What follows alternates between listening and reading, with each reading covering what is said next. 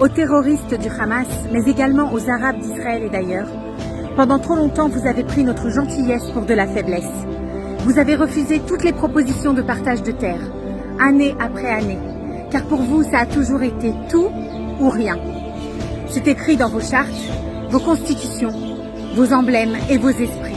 Nous vous avions donné une partie de notre terre, Gaza.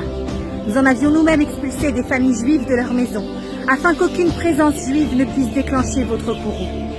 Nous avons renoncé à une partie de nos terres en créant la toute première autonomie politique de votre histoire.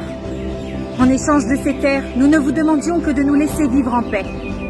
Sitôt votre autonomie acquise, au lieu de vous épanouir et de développer vos commerces, vos industries, vos technologies, vous n'avez eu de cesse que de vouloir nous tuer, nous jeter à la mer et nous voler notre terre. Vous aviez tout pour être heureux. Nous vous aurions aidé à être un exemple de société épanouie. Nous aurions pu vivre en paix ensemble. Mais ce rêve, seuls les Israéliens y ont cru. Pour vous, ça n'en a jamais été un. Pour vous, il n'a toujours été question que de guerre, pour empêcher le peuple hébreu de vivre souverain sur sa terre à nouveau.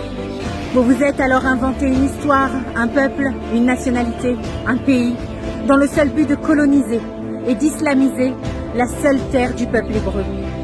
Comme vous l'avez déjà fait à quantité de peuples, nous avons fermé les yeux sur tous vos mensonges à notre égard, sur toutes vos accusations, sur toutes vos diffamations, sur toute votre propagande, et avons continué de vous faire entrer en Israël, de vous soigner dans nos hôpitaux israéliens, de vous donner des salaires, du travail, même si c'était risqué pour notre propre sécurité. Qu'avons-nous eu en échange? Toujours aucun juif vivant parmi vous. Nous avons fermé les yeux sur toutes vos attaques terroristes sur les civils israéliens. Nous avons fermé les yeux sur tous vos tirs de roquettes sur nos villes. Et même dans nos ripostes, nous avons toujours eu la plus grande retenue. Jusqu'à ce jour ultime, où votre cruauté et votre inhumanité ont dépassé les limites de l'acceptable et nous avons enfin ouvert les yeux. Vous avez violé des femmes, assassiné et battu à mort des civils, décapité des nourrissons, tué des enfants et envoyé les vidéos à leur mère. C'est alors que tout le peuple d'Israël, de tout pays, de tout bord politique, de toute origine, de tout courant religieux, tel un cœur unique, vibrant à l'unisson, à un même rythme, avons enfin pris conscience des monstres qui se dressaient à nouveau contre nous. Ces mêmes monstres dépourvus d'humanité, qui par le passé ont cherché à nous exterminer.